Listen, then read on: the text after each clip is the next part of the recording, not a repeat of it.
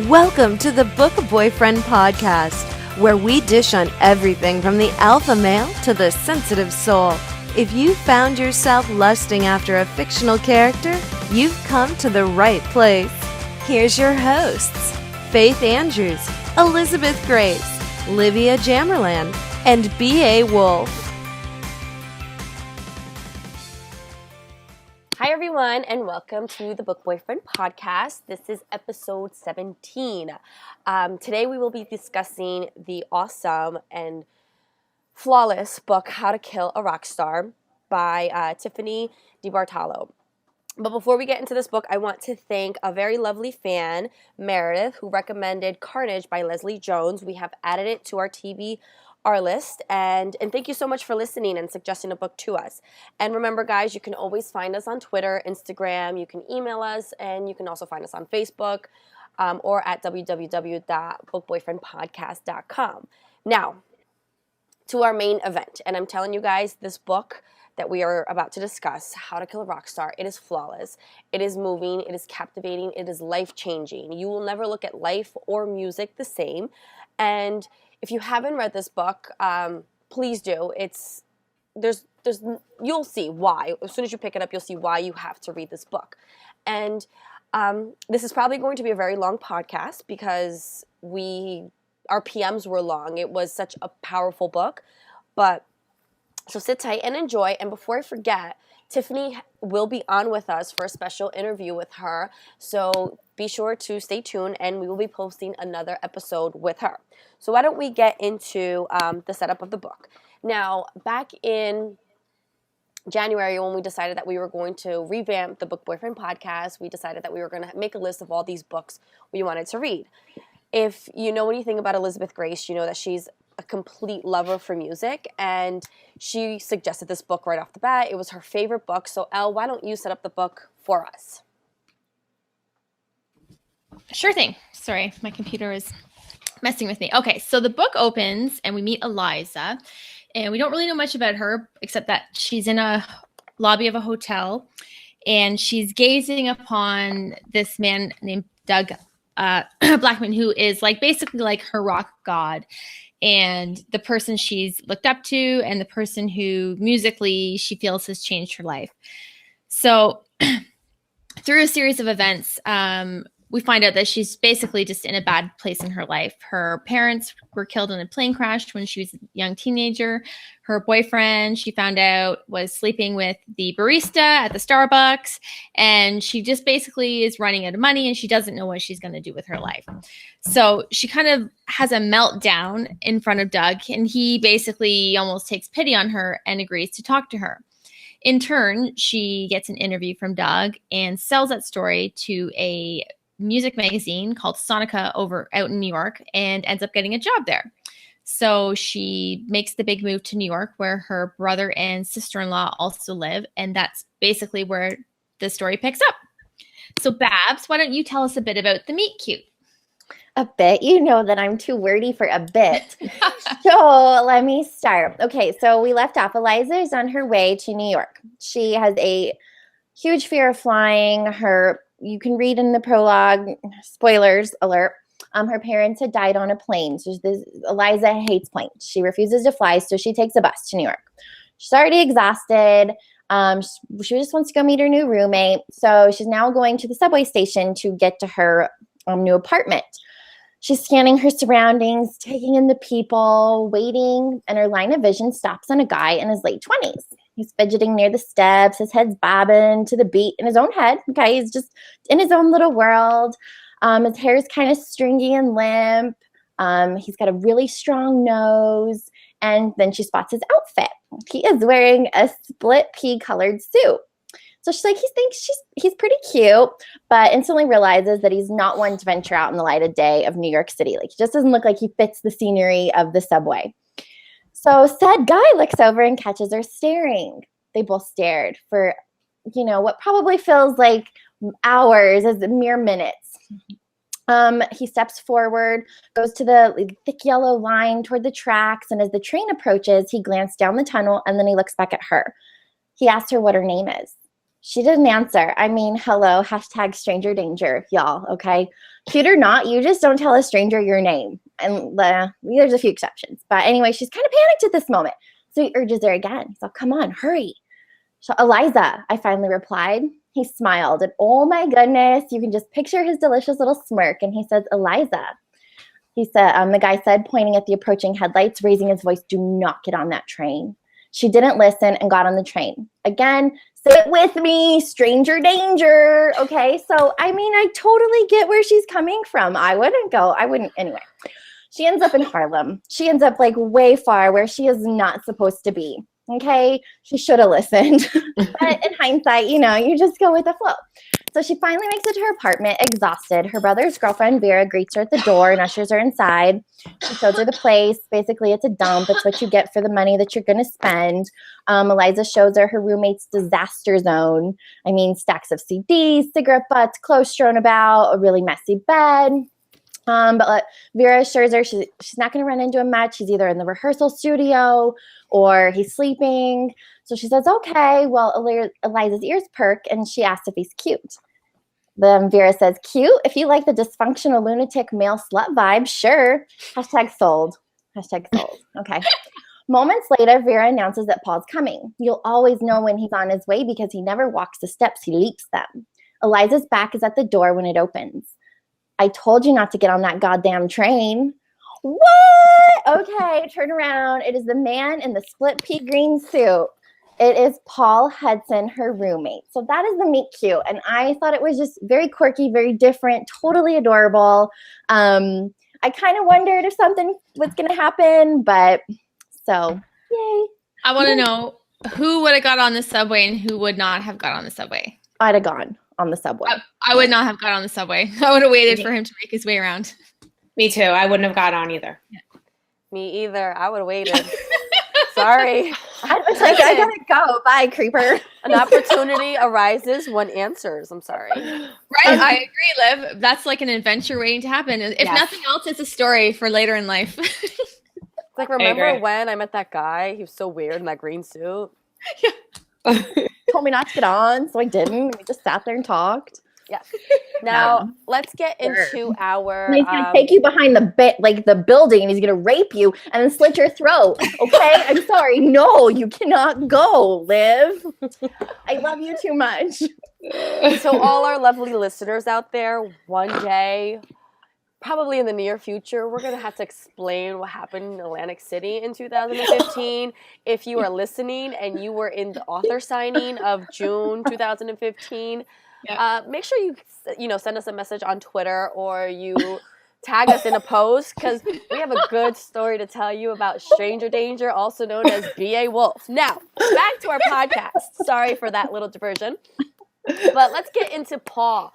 He is that hero of all yummy heroes. He is the heart and soul of this book. So, first impression of the hero, Faith Andrews, give it to me. Okay, like Elle, I am a total groupie. Like, I love rock stars. Love, love, love. Like, I don't know how I didn't marry a rock star. I married a freaking real estate agent. I mean, he's hot. Hello. So did I. Right. The two girls who love rock stars the most, both married real estate agents. They're both hot real estate agents. We could say that. But studly, quirky rock stars, they are not. No. So my first impression, it's funny because I was hoping, I know this is going to sound crazy because when you read the book, reading that first impression of this guy on the train that she runs into, you're not thinking book boyfriend material. You're thinking hobo. Like, literally, I'm thinking she just freaking ran into a hobo. Like, but I'm still hoping and praying that this is the guy she meets. And sure enough, as, Babs pointed out in the meet cute, this is her roommate. And like I said, being a lover of the exact kind of man Paul is, he's quirky, cocky, artsy, charming. I was literally hooked from the moment they were introduced. He's not your typical book boyfriend at all. He's not sharp. He's not drop dead gorgeous. He is not hot bodied at all. But he has this soul, this beautiful, amazing soul that you just... You could understand from the minute he started speaking. So that was my first impression of him. I fell in love with his soul from word one, and it just continued throughout. Elle, what about you? Okay, thank you for including me because I was going to hijack this section anyways. because my name wasn't on this list. But no, I just wanted to say that when I brought this book to you guys and I was like, guys, you have to read this fucking book. Like, you know, when you read like something so amazing and you connect with it and then there's nobody to talk to about it. Like, that's how I was feeling back when I read this book. And that's why I pushed it on you guys so hard. But I was nervous, honestly, because Paul is not like the typical book boyfriend. Like, there's no like 6-pack abs and like, you know, dimple in his chin and scruff. And so I connected with him, like you said, just like with the soul and like the person of who he was and what he stood for. But, you know, that's not for everybody. And so I was very nervous that you guys were going to like be PMing me like, what the hell are we going to talk about this guy? How are we going to say anything good about him? So anyways, I loved him. I second everything you said, Faith. And I'm so happy that you guys agreed to give this one a shot. So that's all. Liv, what did you think of Paul when you first met him?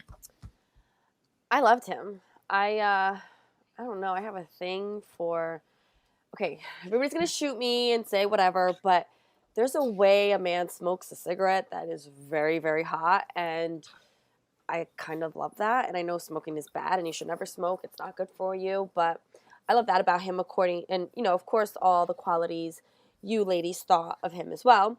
And I do know that though Barb loved Paul, I know she really loved Lauren. So, Barb, why don't you have your own special segment Oh my God, on Lauren? You know what? Paul is a beautiful soul, and you guys have covered that. And Paul has a way with words, and he's not a sellout. Paul is his own person. He wants to write music, and I incorporate it the same way we write books. We don't write it for the money. We write it because we have stories to tell. We write it because characters are in our head and they bleed through our hands to our keyboard. Like, we have to tell these stories, and that is how Paul is with his music. And it transcribes from book to eyes to your brain, and you feel everything Paul is. And so for that, I genuinely did love his character. But Lauren, sweet baby Jesus. God, I love Lauren so much, guys. Okay, listen, I'm going to get stoned for this. I know, girls, and I'm sorry, but Holy Mother of Pearl, see what I did there? Do you see that? I loved LOVED, loved Lauren. Hashtag Team Lauren for Babs. Like, I'm going to start a campaign. Hope it goes well. I can't even explain it. Like, he's genuine. He's loving. He's caring. He's hot. He's sexy. He's a rocker. But then underneath all that, he's a genuinely caring man who's a father. He takes care of his kids.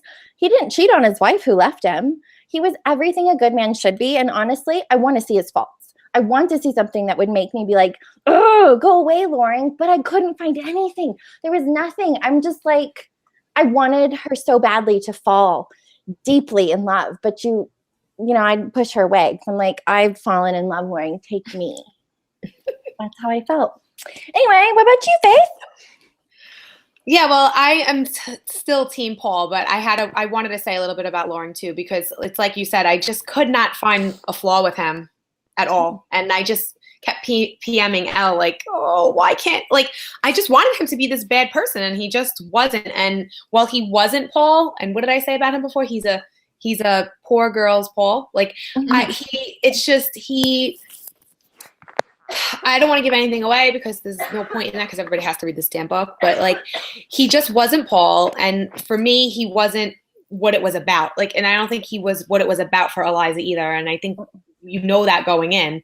And, you know, it just, but he was a stand-up first class guy. So we can't say anything bad about him. So, you know what? When you're talking about that, Faith, I'm thinking back to like when Liv was up visiting me in Toronto. We were having a conversation, and I was saying, I don't even know what we were talking about or how we got on the topic, but I said something like, you know, I had been with guys and dated guys who I loved, but I knew I would never end up with. Mm-hmm. Like, I never had it in my head that like, oh, this is going to be like, you know, my soulmate, or we're going to end up married. But I loved them, but I knew, I never had it in my head that we were going to be together forever and that type of thing. Whereas with other people, you have that, right? So I kind of likened it like that. You know what I mean? Like, there's nothing wrong with it, anything. It's just, it's not it. Right. No. So anyways. All right. So that leads us into our most swoon-worthy moments, and I feel like everything in this book was very swoon-worthy. Yeah. I feel anything Paul said was swoon-worthy, anything Doug Blackman said was swoon-worthy, and not swoon-worthy in the point where it's like, it's so romantic and, you know, it's roses and petals and unicorns and all that fun stuff. It's just the words that capture you, and it's just, you'll see when we discuss ours. Barb, what about you? You go first. Okay, so I have two. Shocker. I know.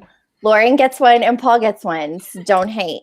But I do have to comment on the fact that there were so many poetic quotes in here. Like, you don't even have to highlight not even a quote per se, but just a phrase that Tiffanie wrote into this book that Paul was either thinking in his head or Eliza was. And they were just so simplistic, but they were so beautiful. And so I think that was just the heart-touching part of this book, was just so many, there's the poetry. Okay, so Paul's moment. He's with Eliza. He wants to be with her. She wants to be with him. And they're out, and she's having a hard time with this because she's seeing girls throw themselves at this hot rocker, okay?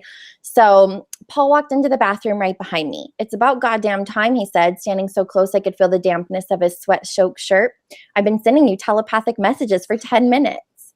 I don't know if I can do this, I said. Do what? We're just hanging around a urinal. All the girls, I can't compete with that. I told Avril it's done with all of them. I'm over it. I reached out and put my hand on his chest, but I didn't find the drum beat I expected. Instead, I found a flutter. Paul, I swore, had a butterfly trying to break free from his rib cage. It's just those beautiful words, and you're just like, oh, she just felt it, and he felt it, and it was just in front of a urinal. I mean, I could not write a scene in front of a urinal that I would put as a swoon-worthy moment. But it's just the talent that this lady has.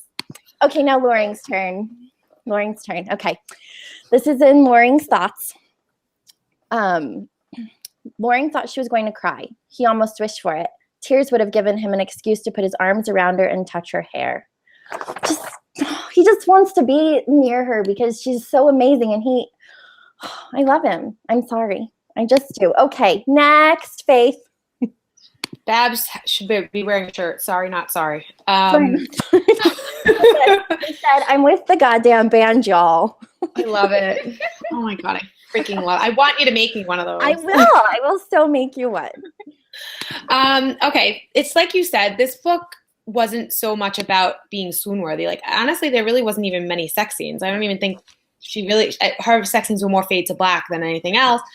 And it was more that her words resonated, like really, really resonated. Like the way she describes how songs were able to make her life change. Like, words from this book totally were life changing. Like, I think we all want tattoos, basically, like words from this freaking book. So where I could tell you the whole book is swoon worthy, my moment is more of an, oh my God, I love him and I'm hooked moment. And it was literally when he walks into that apartment and he tells her, I told you not to get on that goddamn train. Have a nice trip to Harlem. And I was like, that is the kind of guy, oh my God, that like, you just know he's going to be quirky and funny and a smart ass and whatever. And so to me, like, I was hooked right from the get-go. What about you, Elle? I cannot wait to hear this. I'm dying to know. Okay, my swoon-worthy moment was right after they were first together. And it's the next morning, and Eliza has that rush of like the girly rush, like, oh my God, what does this mean? Like, am I just like another notch, or is this really something that's happening between us? So bear with me because it's worth it. So I'm just going to read from the book. She says, oh God, I said in a panic, let's just lay this on the table right now because I don't want to think this is one thing and have it turn out to be the other. Is this real or is it crap? Jesus, he said, the sun isn't even up yet. I mean it. I need proof. Tell me your real name. Because she doesn't know what his real name is. And he won't tell her. Proof, you want proof? Give me your goddamn hand. Skeptically, I did as he asked, and he proceeded to sing the chorus to one of 66's, which is a crappy band, 66's meaningless songs, mimicking Amanda Strunk's whiskey-flavored voice, pointing to my arm. Nothing had changed. Then he sang the last verse of The Day I Became a Ghost, and every one of my hairs stood on end. See that, Paul said? 10 goddamn seconds. I don't get it. You didn't even have to hear the whole song, just a few lines, and you still got chills and that swirly, happy, sad feeling in your gut, didn't you? So he huffed, that's the difference between the real stuff and the crap. I know which one you are, and you know which one I am. And I just love that because he's just so like, first of all, because he like, sings. And then secondly, because he's just so matter of fact about it. He's like, we don't need to have this discussion. Stop being a girl. Don't be a twit. Like, it's 6 a.m. Go have your run. And this conversation's over. And just the way he did it, I thought was very sweet and very charming. So that was mine. What about you, Liv? Well, so throughout the book, you have parts that Paul is talking into his tape recorder. He wants to write a diary, but he's too lazy to actually write. So he like records himself. And this is one before they get together and he's in the room with her and he realizes, like, he peeks into her room and she's like laying in bed with, in her pajamas, and she like covers herself up for him, and he gets over there and he's trying to find a way to get her to kiss him. And he says, "Remember this moment, my friend." The tape recorder. Lying next to Eliza, I had the feeling. I just found something I didn't even know I'd lost. We hovered above the moment like 2 rain clouds until I said, "Don't swear off all fruits just because you ate one bad apple." She said, "Please go to your room," I said. "If you go, I'm taking the fan with me." She said, "Take the stupid fan." I halted in front of the fan on my way out the door. I think I even touched the cord, but I left the room without it. Over. So that I'm only giving you a very small part of that whole entire scene because it's a really big giant scene as into how he tries to kiss her. And she's like, "Don't even do it." And he's like, "Don't swear off bad fruit just because," what did he say? Don't swear off all fruit. Don't swear off all fruits because you ate one bad apple. Like, just because you had a really bad experience with her ex-boyfriend who was a drummer, don't swear off all fruit. So that was definitely my swoon-worthy moment. That whole entire scene, I was just like, I remember highlighting the whole part and sending it to the girls like, "Nobody used this part. This is my part." I love that part. Now, that brings us into our I wish I wrote that. Now, I know what we're all going to say. We all wish we wrote the whole goddamn book. We didn't. Jess. So we have Jess. So we do have little parts of this book that really, really resonated deep with us. So Faith, why don't you tell us your I wish I wrote that? Yeah, I wish I wrote the whole book, but we can't go there. So, and before I just want to like say this, even though we've already probably made it clear, like this is my new all-time favorite book. I mean, that's how I'm putting that stamp on it, and I'm believing it, and I want everyone to go out and read this book because if you love music, like even just this much, you really need to go read it. So, what were my I wish I wrote that besides the whole book? One was something I believe came from Doug, or if it didn't come from Doug, it came from Paul. But the quote was, "Tell me what you listen to, and I'll tell you who you are." And as we're talking about tattoos, if I could get a tattoo, that would be the one I would get. Because honestly, like, how many times have you listened to something and said, "Oh my God, this song is me"? Or it's true, you listen to the type of music that people listen to, and you're like, "Oh, that's the type of person they are." So totally amazing line. And then this one's kind of funny, and I would laugh at it every time I heard it. And I think they put it a couple times in the book. I think it comes from Eliza's uncle or somebody, I don't know, somebody in Eliza's life. And he said, "If my aunt had balls, she'd be my uncle."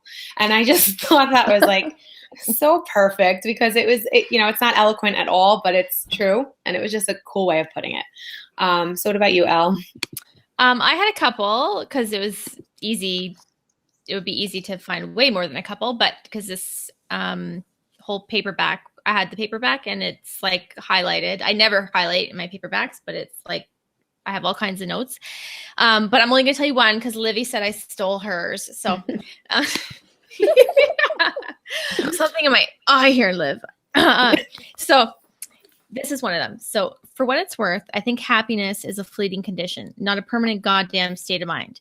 I've learned that if you chase after moments of bliss here and there, sometimes those moments will sustain you through the shit. And it's 100% true because life is not just rainbows and unicorns. And if you can just keep those moments of bliss close enough together to get you to the next one, then I think you're doing pretty good. So that was mine. What about you, Babs? Okay, I have two, but I didn't steal anybody's. They're short. Okay, this phrase, it was just, again, so simple but so beautiful. Eliza has the sky in her eyes, and I want to touch the goddamn sky. This is so pretty. Yeah. Like, I was like, oh my God. And I just love when he uses goddamn. Like, it's just so amazing. Okay, and then my second one. shit, I'm sorry. I was only trying to cheer you up. You did. It's just that, well, sometimes happiness hurts. And it does. Like, it's just people that understand it, you just get it. And so those are my two. I wish I wrote that because they're just so beautiful. What about you, Livy? Elizabeth tried to steal it from me, so I took it back. It's a part where Loring is telling Eliza why his marriage failed. And I really, really connected with this one. It said, no matter how much you love somebody, no matter how desperate you want a relationship to work, life can act as an oxidizer and cord it to pieces. I thought, that's very true. Like, sometimes you want that relationship or that friendship or whatever to really last, and life just gets in the way sometimes and it just doesn't work out. So that is our I Wish I Wrote That. And now it's on to our all-time favorite part, our all-time favorite segment, our erection selection, where Elizabeth Grace has to have tons of props. So Babs, you are up first. Who is your Paul? This was a really hard, I'm not going to lie to you. Paul is a character of his own, and I don't think I've ever had so much trouble trying to place a Paul, because he was described as Jesus-like, but yet he was still like a sexy rocker and smug and smirky, and so I could not find a smirky Jesus. I'll tell you that right now. Mine is Alex Turner from the Arctic Monkeys, and it's his nose. His nose beckons to me as Paul. Do you see it? That's a good one. Yeah, totally. Yeah, Okay. that's a great one. It works, right? And the kind of stringy hair. And then, of course, I have to give Loring a character. Just as Bon Jovi is Loring. It just is. Do you see it? The face. And he's just so manly, handsome. Yes. You just ruined Loring for me. That is not. Listen, in your campaign, do not put that poster on for your campaign, okay? Listen, I'm not even kidding. I said on my lunch hour, and I'm like, okay, who can Loring be? Who can Loring be? And I mean, I'm literally at a lunch table with all men, and they're trying to name every rock band that I've ever known. And they're showing me these men with curly, permy hair. And I'm like, no permy hair. No permy hair, guys. It was just curly, permy hair. Anyway, how about you, Liv? So I kind of created him in my head as Adam Levine kind of meets Pete Wentz, kind of Green Day-ish. That's Paul. I can't give you a picture because it's like if you just, you take certain characteristics of Adam Levine, that lean tattoo body, and then you take Pete Wentz, who's like, I don't know, just mysterious looking all the time, and then you have Green Day with the messy hair and they kind of look like a junkie, like I figured that was kind of Paul. Sample. So, Faith, who was yours? How am I supposed to make the graphic for that next week, Liv? Do a layering effect. I need I'm like pretty sure we can go to Pick Monkey and make one of these. You gotta do a fade, like just put them all three, like fan them out, yeah. Okay. For me, just like Bab said, it was really hard to picture a Paul. Like, I don't know, he was just kind of enigmatic to me. Like, it was just not. He's not. You can't personify him. I mean, very much like Jesus, you cannot personify him. I'm sorry, but I did have a very clear vision of Loring in my head. And to me, I don't have any visuals, but they're famous enough that you'll be able to look them up. To me, Loring was Stephen Jenkins from Third Eye Blind, like totally. Like, and I had such a crush on that dude when I was in college and high school. Like, you have no idea. So, because Loring was more of the facially appealing one of them, I believe. I want to say that's how I read it. So he was my Loring. But to me, Paul was Vance Joy, the new guy that I love so much who sings Riptide. I love him. I love Vance Joy. Yeah, and even though I think aesthetically he probably looks a lot more like Michael, Eliza's brother, because they explain the mop on his head, he to me was still, like, as I was reading it and envisioning his voice, I was picturing Vance Joy. So those are my erection selections. What about you, Elle? Okay, so I'm the same. I didn't have, like, I had an image of Paul in my head, but wasn't an actual person, but I found someone that I think kind of would work. So I was thinking of Chris Cornell, which is the lead singer from what used to be Soundgarden. So I'll show you why. I'll state my case. Okay. So first, I was thinking because he has like the lean. She talks about like his lean. He's a little pumped here, but you know, she said he has the lean, like kind of waifish body. And then Chris also has like the very, very light blue eyes. So that was the other reason. And at times, although he has facial hair here, like he can kind of rock a Jesus pose. And then it dawned on me that like Soundgarden actually has a song called Jesus Christ Pose. And so I was humming that in my head all afternoon. So that's the best I can do. But like you guys, it was very hard to pick anybody that personified what Paul was in my head. And those were her prompts. Can you show us the abs again, just one more time? Of course I can. Look how like glistening with sweat they are. Right? Yeah, he's on stage. He's performing. He's working And hard. the belt, Working he's hard. got the belt on. Yeah, Oh, it's the working belt. hard. That Lauren's adorable sons loved. Yes.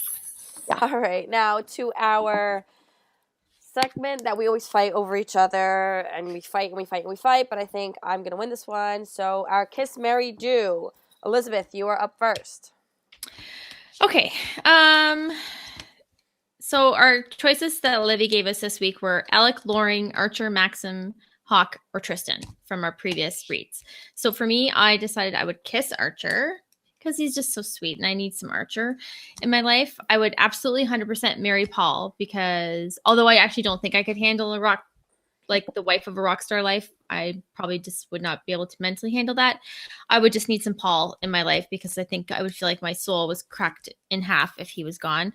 But you know, before I got married, I definitely would do Maxim before Babs married him, probably because she's always saying she's going to marry him. So, Oh, gonna, honey. but unless she's divorcing him for Loring. So, Liv, what about you? So I decided that since these are all my favorite guys, I'm going to put them into one. So I'm going to kiss all of them while they take their turns doing me one at a time. Or gangbang and whatever. A little who gangbang. cares? And then we're going to all get married because we're going to move to where polygamy is normal. And where every night I'm going to have to take Viagra and hop into bed with each one of them. And I think that's just how I'm going to win this one. What about you, Faith?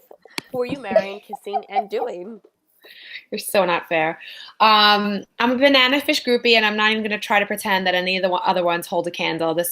I am like all about Paul. He ruined me for the rest of any other man. I'm sorry. Paul, kiss, marry, do. Paul. Take an easy way out. Barb. Okay. First of all, I need to give thanks to Livy for including Loring in this. Regardless, I was going to, clearly have him in there.